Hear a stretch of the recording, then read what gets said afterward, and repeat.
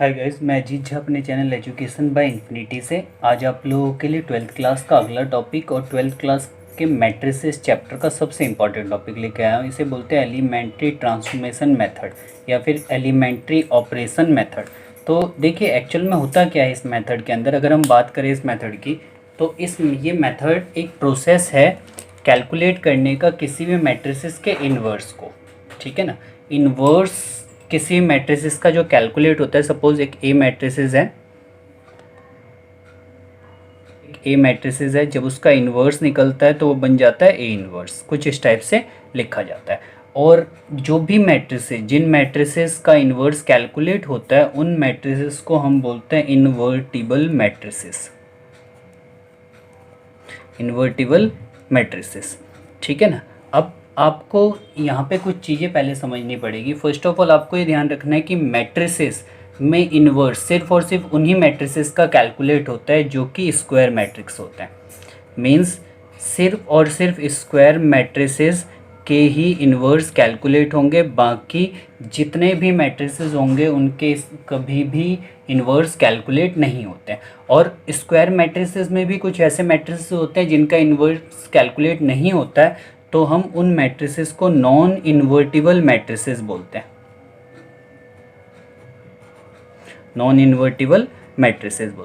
और जिन मैट्रिसेस का inverse calculate होता है उन्हें हम इन्वर्टिबल मैट्रिसेस बोलते हैं। आज हम ये समझेंगे कि किस तरीके से एलिमेंट्री ऑपरेशन मेथड में इन्वर्स को कैलकुलेट करा जाता है। तो देखिए मैं आपको एक एग्जांपल के थ्रू समझाता हूँ सीधा।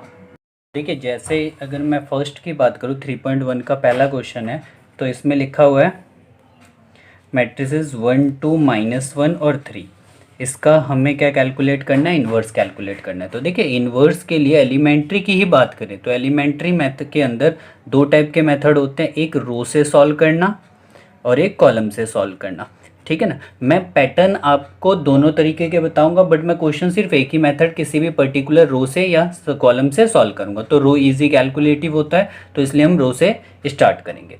तो अब यहाँ पे आपको ध्यान क्या रखना है, देखिए फर्स्ट ऑफ ऑल हम लेट कर लेते हैं इस मैट्रिक्स को ए के इक्वल, जिसका हमें इन्वर्स निकालना है। तो मैंने इसे ए के इक्वल लेट कर लिया कुछ इस टाइप से।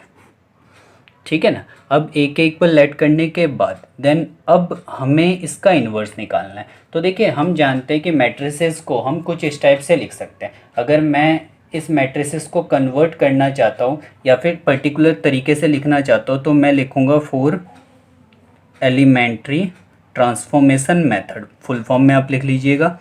ए जो होगा वो एवरी टाइम पे किसके इक्वल होगा, आई ए के इक्वल होगा। किसके इक्वल होगा, आई ए के, जहाँ पे आई क्या है, आइडेंटिटी मैट्रिक्स। आपको ये ध्यान रखना है कि अगर आप रो से सॉल्व करते हैं तो ये जो है ये राइट साइड लिखना है, जो इधर वाला ए होगा वो राइट साइड लिखना है। अगर आप इसको कॉलम वाइज सॉल्व करते हैं तो कॉलम के लिए आपको ये लिखना पड़ेगा ए इज इक्वल टू ए आई, कुछ इस टाइप से। ठीक है। तो मैंने इसको लिखा। अब यहाँ पे मैं वैल्यू पुट करता हूँ। तो अगर मैं ए की वैल्यू यहाँ पे पुट करूँ तो इस ए की वैल्यू हमें सब्स्टिट्यूट करनी है 1 2 -1 3। ये आई आइडेंटिटी मैट्रिक्स हो गया 1 0 0 1 और ये ए एज इट। अब हमें करना क्या है, एक्चुअल में हमें यहाँ पे ऑपरेशंस यूज़ करने हैं।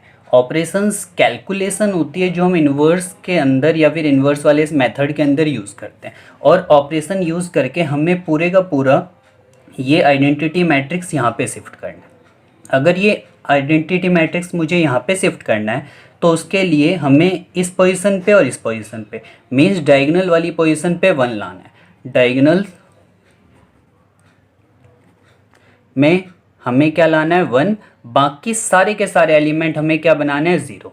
अगर आपको यहाँ पे ध्यान रखना है, अगर आप कभी भी 1 बनाते हैं तो 1 बनाने के लिए 1 के लिए आप या तो डिवाइड करेंगे या फिर मल्टीप्लाई करेंगे, या डिवाइड या फिर मल्टीप्लाई। और अगर आप 0 बनाते हैं तो 0 के लिए आप उसी 1 का यूज़ करेंगे जिसको आपने पहले ऑलरेडी कन्वर्ट करा है। तो मतलब 0 बनाने के लिए हम ऐड करेंगे या फिर सब्सट्रैक्ट करेंगे और उसमें उस पर्टिकुलर एलिमेंट का यूज़ करेंगे जिससे हम होके आए हैं। ठीक है ना। तो ये कुछ हमारा प्रोसेस है। अब यहाँ पे अगर आपको 1 बनाना है तो डिवाइड मल्टीप्लाई, 0 बनाना है तो ऐड और सबस्ट्रैक्ट। और देखिए जब आप रो से सॉल्व करते हैं तो रो के लिए आप ये कुछ पर्टिकुलर स्टेप यूज़ कर सकते हैं। 1 2 3 और 4 अगर 2 इंटू 2 मैट्रिक्स होगा, और अगर यही 3 इंटू 3 मैट्रिक्स होगा तो 1 2 3 4 5 6 7 8 और 9, कुछ इस टाइप से, ठीक है। और अगर यही चीज़ आप कॉलम से सॉल्व करते हैं तो आप कॉलम के लिए 1 2 3 4 ये स्टेप यूज़ कर सकते हैं, और 3 इंटू 3 में 1 2 3 4 5 6 7 8 और 9 ये स्टेप यूज़ कर सकते हैं, ठीक है ना। तो ये तो एक समरी थी जिसकी मैं बात यहाँ पे कर रहा था। और मैं आपको पर्टिकुलर दोबारा से बता दूँ, ये जो मैं आपको चीज़ें बता रहा हूँ ये बेसिकली जो मेरे अपने कंसेप्ट हैं उसके हिसाब से, आप चाहे तो आप अपने तरीके से भी सॉल्व कर सकते हैं, कोई बाउंडेशन नहीं है। मेनली ये है कि आंसर आने से मतलब है और तरीका प्रॉपर होना चाहिए। तो देखिए ये तो बेसिक कंसेप्ट थे, अब हम किस तरीके से इसको क्वेश्चन में फॉलो करेंगे वो मैं आपको नेक्स्ट पेज पे बताता हूँ। देखिए ये तो कंसेप्ट की बात थी, अब इन्हीं चीज़ों को मैं आपको लाइव करके बताता हूँ क्वेश्चन का यूज़ करके। तो जैसा हमने पहला क्वेश्चन उठाया था, तो फर्स्ट क्वेश्चन है हमारा 1 2 -1 और 3। तो मैं क्या करता हूँ, मैं सबसे पहले लेट कर लेता हूँ, लेट एक ए मैट्रिक्स इसको ले लिया 1 2 -1 और 3 कुछ इस टाइप से, और हम रो वाइज सॉल्व कर रहे हैं तो हम a इज़ इक्वल टू आई ए लिख देंगे, जहाँ पे इस a की वैल्यू ये सब्स्टिट्यूट कर दी जाएगी। आई हमें पता है and A as it is, और हम जानते हैं कि हमें इस पूरे मैट्रिक्स को आइडेंटिटी मैट्रिक्स में शिफ्ट करना है। तो हम स्टेप हमें पता है रो से 2 इंटू 2 के लिए 1 2 3 और 4, तो 1 बाय 1 हम चेक करते हैं। सबसे पहले इसको चेंज करना है, इसको हमें क्या बनाना है, 1 बनाना है। तो ये ऑलरेडी 1 है तो एक स्टेप हमारा कम हो गया। देन हम स्किप करके सेकंड स्टेप पे यहाँ पे पहुँच जाते हैं। यहाँ पे मुझे क्या बनाना है, 0। तो 0 बनाने के लिए हम सामने वाले 1 का यूज़ करेंगे। तो मैं यहाँ पे ऑपरेशन लिख सकता हूँ, ये जो मेरा है ये R2 है तो R2 चेंज कर दो, R2 -2 R1 मीन्स इसके सामने वाले को इससे मल्टीप्लाई करिए और अपोजिट साइन लेके आइए, और जो भी अगर पहले से अपोजिट है तो आप प्लस करेंगे और पहले से अपोजिट नहीं है तो आप माइनस करेंगे। तो अब देख सकते ये इससे मल्टीप्लाई होके 0 हो जाएगा, इसको मैं 2 से मल्टीप्लाई करूँगा, ये बन जाएगा आपका -2 और इसमें प्लस कर देंगे तो यहाँ पे हमारा आ जाएगा 5। सेम यहाँ पे भी R1 में कोई चेंजेस नहीं, इसको 2 से मल्टीप्लाई तो -2 और ये हो जाएगा मेरे पास 1। ये हमारा A हो गया, ठीक है ना। अब ये सेकंड स्टेप आप देख सकते हैं कि फर्स्ट स्टेप में हमें इसको चेंज करना था जो ऑलरेडी चेंज था, तो मैं सेकंड स्टेप में स्किप कर गया। सेकंड स्टेप में मुझे इसको 0 बनाना था जो मैंने इस ऑपरेशन का यूज़ करके बना लिया। एंड इसके अकॉर्डिंग ये थर्ड स्टेप, ये मेरा 5 है, इसको 1 बनाना है। और आप जानते हैं 1 बनाने के लिए हम डिवाइड करते हैं, तो R2 मैं चेंज कर देता हूँ, R2 डिवाइडेड बाय 5। तो ऑपरेशन अब क्या बन गया, R1 में कोई चेंजेस नहीं होगा, यहाँ पे भी R1 में कोई चेंजेस नहीं करेंगे। R2 5 से डिवाइड कर दीजिए, ये आ गया हमारे पास। देन तो लास्ट स्टेप हमें इसको चेंज करना है, तो इसको हमें क्या बनाना है, 0, और 0 बनाने के लिए जो पहले हम 1 बनाया उसका यूज़ कर देंगे। तो R1 चेंज कर देते हैं, R1 प्लस R2, तो ये देखिए क्या बन जाएगा, ये बन जाएगा 1 0 0 एंड 1। एंड देन यहाँ पे R2 में कोई चेंजेस नहीं, एज इट इज़ लिख सकते हैं। R1 इन दोनों को प्लस करना है, तो जब मैं इन दोनों को प्लस करता हूँ तो आप देख सकते हैं 1 -2/5 आ जाएगा। तो ये चेंज करके मेरे पास आ जाएगा 5 - 2 देन 3/5, एंड देन इनको प्लस करेंगे तो आ जाएगा 1/5। और इस स्टेप का यूज़ करके मैंने प्रॉपर इसको आई में कन्वर्ट कर दिया, तो मैं इसे आई लिख देता हूँ। ये आ जाएगा 3/5 1/5 -2/5 और 1/5। ये ए को जब मैं इस साइड शिफ्ट करूँगा तो आई ए जो है इन्वर्स बन जाएगा। और आपको ध्यान रखना है कि मैट्रिसेस के ये राइट साइड है तो इस साइड भी आई के राइट साइड ही रहेगा। तो ये आ जाएगा 3/5 1/5 -2/5 और 1/5।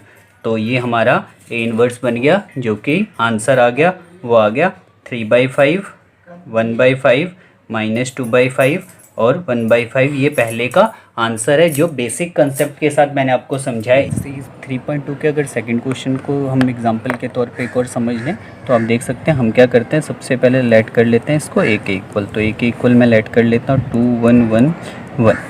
देन फर्स्ट स्टेप में आप जानते हैं ए इज़ इक्वल टू मैं आई ए लिखूँगा, क्योंकि मैं रो वाइज सॉल्व कर रहा हूँ और मैं चाहता हूँ कि आप किसी एक तरीके में परफेक्ट हो जाएं, या तो रो या कॉलम, वो आपकी मर्ज़ी, आप जैसे मर्जी कर सकते हैं, कोई भी आपके ऊपर बाउंडेशन नहीं है। बट आपको ये ध्यान रखना है कि रो वाइज करते वक्त ए को राइट साइड में लिखना है और कॉलम वाइज करते वक्त ए को आई के लेफ़्ट साइड में लिखना है। देन इस ए की वैल्यू में सब्स्टिट्यूट कर देता हूँ, आई की वैल्यू पुट कर देते हैं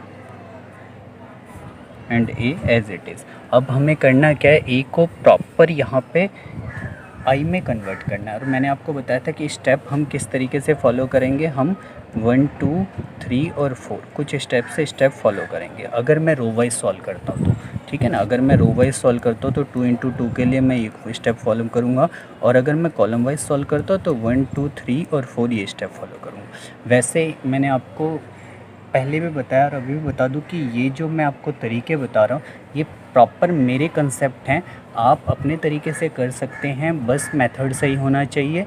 आप जैसे मर्जी करिए, उससे कोई मैटर नहीं करता है, और तरीका जो होना चाहिए वो सही होना चाहिए और आंसर सही आना चाहिए। तो देखिए फर्स्ट इसको चेंज करना है, तो मैं इसको 1 बनाता हूँ, मैं लिखूँगा R1, चेंज कर दीजिए R1 डिवाइडेड बाई 2।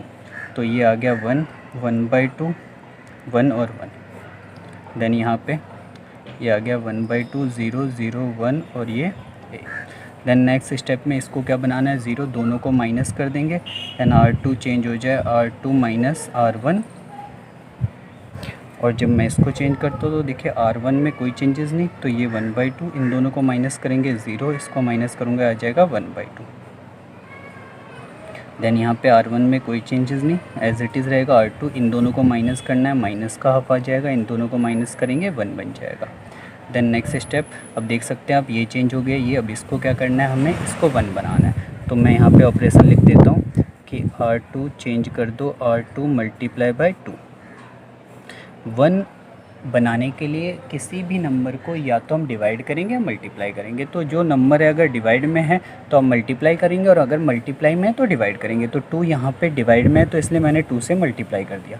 तो ये 1 1/2 हो जाएगा 0 और ये हो जाएगा 1। देन यहाँ पे आप देख सकते हैं R1 में कोई चेंजेस नहीं, इसको 2 से मल्टीप्लाई करेंगे -1, इसको 2 से मल्टीप्लाई करेंगे 2 और ये ए एज इट इज़ आ जाएगा। देन लास्ट स्टेप इसको चेंज करेंगे, तो मैं लिखूँगा R1 चेंज कर दीजिए R1 माइनस 1/2 R2। देन आप इस तरीके से, तो ये हो जाएगा 1, ये 0, ये 0, ये 1। देन R2 में कोई चेंजेस नहीं, -1 2 हो जाएगा। एंड देन आप देख सकते हैं R1 चेंज हो रहा है, R2 को मैं 2 से डिवाइड कर रहा हूँ। जब मैं R2 को 2 से डिवाइड कर रहा हूँ तो ये बन जाएगा -1/2, और इसमें प्लस करेंगे तो ये आ जाएगा 1। देन इसको 2 से डिवाइड कर देता हूँ, ये बन जाएगा 1, इसमें से माइनस कर देंगे तो माइनस का ये आ गया। इसको मैं I लिख दूँगा, 1 -1 -1 2, ये A इस साइड शिफ्ट हो जाएगा तो ये बन जाएगा A इनवर्स, एंड जिसकी वैल्यू आ गई 1 -1 -1 2। ये हमारे पास एक और 2 × 2 मैट्रिक्स का एग्जांपल है, आप इसको ध्यान से देख सकते हैं। क्वेश्चन आप और अपनी स्क्रीन पे देख सकते हैं 14 में एग्जांपल के भी आप पे आपको ये भी समझा देते हैं। सबसे पहले लेट कर लीजिए इसको ए के इक्वल, हम लिखेंगे ए इज़ इक्वल टू आई ए, जिस ए की वैल्यू हमें पता है 2 4 1 2, एंड आई ए पुट कर देंगे ए as it is. Then first of all इसको चेंज करना स्टार्ट करते हैं। तो देखिए सबसे पहले इसको 1 बनाएंगे, तो मैं लिखूँगा R1 चेंज कर दो R1 डिवाइडेड बाई 2। तो ये बन जाएगा 1, ये 1/2, ये 4 2, एंड देन ये आ जाएगा 1/2 0 0 1। ये मेरे पास आ गया, ठीक है ना। देन इसके बाद नेक्स्ट स्टेप में इसको हमें क्या बनाना है, 0 बनाने के लिए सामने वाले को 4 से मल्टीप्लाई करके माइनस कर देंगे। तो R2 चेंज कर दीजिए R2 माइनस 4 R1, ये हमारा कुछ ऑपरेशन होगा। तो आप देख सकते हैं अगर मैं इसको यहाँ पे लिखूँ, R1 में कोई चेंजेस नहीं होगा क्योंकि R2 चेंज कर रहे हैं। इसको 4 से मल्टीप्लाई -0 आ जाएगा, इसको 4 से मल्टीप्लाई 2, 2 - 2 0 आ जाएगा। देन यहाँ पे भी चेंजेस कर देते हैं, 1/2 0 और 1 में कोई चेंजेस नहीं, इसको 4 से मल्टीप्लाई 2, इसमें से माइनस कर देंगे तो माइनस का 2 आ गया, इसको 4 से मल्टीप्लाई तो 0 और ये 1 आ जाएगा। अब देखिए आपको ध्यान रखना है कि अगर कभी भी एलिमेंट्री ट्रांसफॉर्मेशन मेथड में आप कोई भी क्वेश्चन करिए, चाहे रो से करिए चाहे कॉलम से, अगर किसी भी एक रो या एक कॉलम के सारे एलिमेंट 0 हो जाते हैं, जैसे मैं यहाँ पे अगर आपको बताऊँ तो आप देख सकते हैं कि ये जो मेरे पास R2 है ये पूरे का पूरा 0 हो गया। मैंने कुछ स्पेशल या अलग इसके लिए नहीं करा, जैसे मैं नॉर्मल क्वेश्चन को सॉल्व कर रहा था वैसे ही करा। तो अगर ऐसा कोई मैट्रिक्स आता है तो वो जो मैट्रिक्स होता है वो होता है नॉन इन्वर्टिबल मैट्रिक्स, जिसका इन्वर्स कैलकुलेट नहीं होता है, ठीक है ना। तो अब यहाँ पे नॉन इन्वर्टिबल मैट्रिसेस के लिए आप बस स्टेटमेंट लिख देंगे। तो यहाँ पे आप लिखेंगे R2 contain all zeros, R2 contains all zeros, so A inverse does not exist, ठीक है ना। तो ये हमारे पास कुछ 2x2 मैट्रिसेस के एलिमेंट्री ट्रांसफॉर्मेशन मेथड के एग्जाम्पल थे। मैंने आपको डिटेलिंग के साथ 3 एग्जाम्पल करके बताइए, बाकी आप 2x2 के मैट्रिसेस के क्वेश्चन अपने आप कर सकते हैं, मुझे नहीं लगता कि कोई प्रॉब्लम आएगी। नेक्स्ट वीडियो में मैं आपको 3x3 मैट्रिसेस के क्वेश्चन करके बताऊंगा, आप इसको समझ लीजिएगा ध्यान से। कोई प्रॉब्लम आती है आप मैसेज करके मेरे से पूछिए। वीडियो को ज़्यादा से ज़्यादा देखिए, दोस्तों में शेयर करिए और चैनल को ज़रूर सब्सक्राइब करिए ताकि मैं और वीडियो आपको प्रोवाइड कर सकूं। Thank you so much.